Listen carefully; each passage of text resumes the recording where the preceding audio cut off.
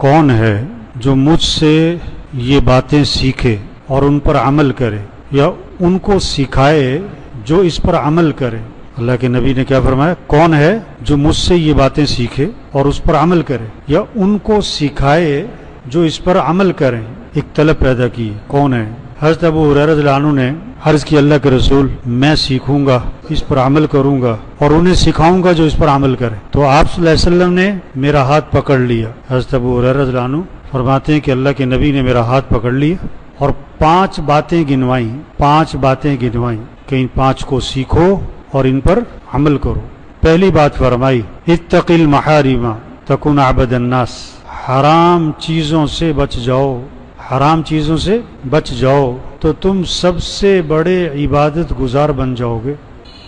ہاں، آج ہمارے ذہنوں میں سب سے بڑا عبادت گزار کون ہے؟ بہت تہجد، بہت صلاۃ التسبیح، بہت اشراق، بہت قرآن کے ختم، بہت روزے، بہت تراویح، بہت اور آپ نے کیا فرمایا؟ سب سے بڑا عبادت گزار کون ہے؟ جو حرام چیزوں سے بچ جائے۔ ایک آدمی فرائض کو پورا کر رہا ہے اور حرام سے بچ رہا ہے، تو آج کے دور کا وہ کیا ہے؟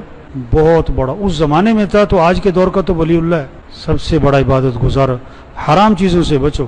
اب حرام کیا کیا ہے؟ دیکھو ہمارے ذہنوں میں شراب حرام، کتا حرام، سور حرام، جس طرح یہ حرام ہے، بہت ساری چیزیں حرام ہیں بھائی۔ بعض چیزوں کا دیکھنا حرام ہے، بعض چیزوں کا سننا حرام ہے، بعض چیزوں کا بولنا حرام ہے، بعض چیزوں کا پہننا حرام ہے، بعض چیزوں کا خریدنا حرام ہے، بعض چیزوں کا گھروں میں رکھنا حرام ہے۔ جو بھی حرام کے درجے کی چیزیں ہیں اس سے بچو، جو بھی حرام کے درجے کی چیزیں اس سے بچ جاؤ۔ ایک آدمی نے نا رشوت کے پیسے جیب میں ڈالے ہوئے ہیں، رشوت کے پیسے نا، اور گوشت کون سا تلاش کرتا ہے؟ حلال کا۔ وہ حرام گوشت نہیں کھائے گا، اور رشوت کے پیسے بھی جیسے مری مرغی حرام ہے، جیسے کتا حرام ہے، جیسے سور حرام ہے، گدھا حرام ہے، رشوت بھی کیا ہے؟ تو گوشت میں حلال حرام سمجھ میں آتا ہے لوگوں کو، پیسے بھی نہیں سمجھ میں آتا۔ بہنوں کو وراثت میں حق نہیں دیا، یہ حرام کھا رہا ہے۔ حرام چیزوں سے بچ جاؤ، تم سب سے بڑے عبادت گزار بن جاؤ گے۔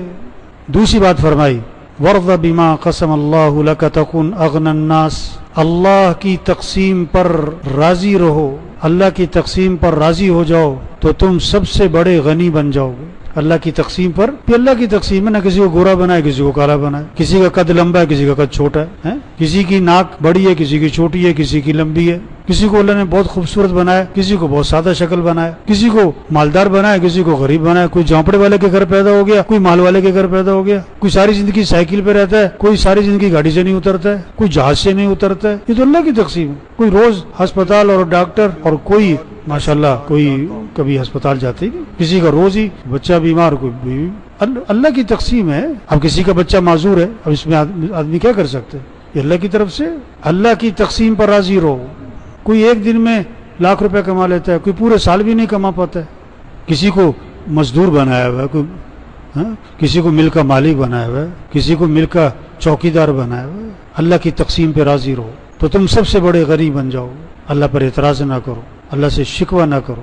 تیسری بات فرمائی، احسن الی جارک تکن مؤمنا، کہ اپنے پڑوسی کے ساتھ اچھا سلوک کرنا تو تم کامل ایمان والے بن جاؤ گے۔ پڑوسی کے ساتھ اچھا سلوک کرنا، پڑوسی کو دکھ نہ دینا۔ اپنا گھر دھویا اور پڑوسی کے گھر کے سامنے پانی کھڑا کر دیا، اپنے گھر کی صفائی کی اور کوڑا کہاں ڈال دیا؟ پڑوسی کے گھر کے سامنے کوڑا ڈال دیا۔ نہیں، پڑوسی کو دکھ نہ دینا۔ رات کے 2 بجے آئے واپس اور جناب گاڑی ہے، موٹر سائیکل ہے، اس کا ہارن پہ ہارن دے رہا ہے، اس کے گھر والے تو اٹھے نہیں، سارے پڑوسی اٹھ کے بیٹھ گئے۔ پڑوسی کو دکھ نہ دینا۔ آپ صلی اللہ علیہ وسلم نے فرمایا کہ جبریل علیہ السلام بار بار پڑوسی کے بارے میں آ کے نصیحت کرتے رہے، اس کے حقوق بیان کرتے رہے۔ مجھے یہ اندیشہ ہوا کہ شاید وراثت میں بھی اس کا حق رکھ دیا جائے گا۔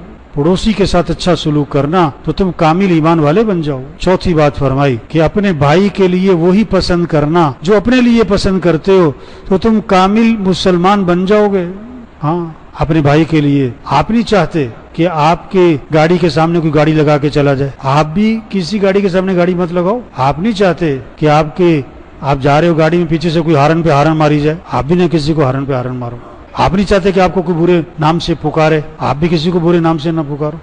آپ نہیں چاہتے آپ کسی کو آپ کو کوئی گالی دے، آپ بھی کسی کو گالی مت دو. جو اپنے لیے پسند کرتے ہو وہی اپنے بھائی کے لیے پسند کرو، تو تم کیا بن جاؤ گے؟ کامل مسلمان. کامل مسلمان. پانچویں بات فرمائی کہ زیادہ ہنسی سے پرہیز کرنا. ولا تکثر الضحك فإن كثرة الضحك تميت القلوب، کہ زیادہ ہنسی سے آدمی کا دل مردہ ہو جاتا ہے.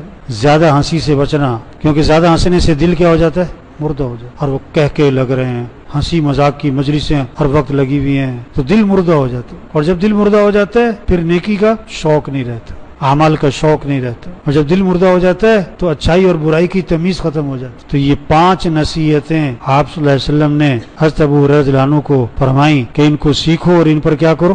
عمل کرو. اور انہیں سکھاؤ جو اس پر عمل کرے. تو سب نیت کرو بھی ان 5 پر عمل کرنا ہے انشاءاللہ، اور انہیں سکھانا ہے جو اس پر. آپ نے حدیث سنی، آپ دوسروں کو جا کے سنو. اللہ کے نبی نے کیسے شوق پیدا کیا کہ کون ہے جو سیکھے گا میرے سے، اور پھر ہاتھ پکڑ کے سکھایا. ہاتھ پکڑ کے محبت کی وجہ سے، شفقت کی وجہ سے، تعلق کی وجہ سے 5 چیزیں سکھائیں. پھر اللہ سب کو عمل کی توفیق نصیب.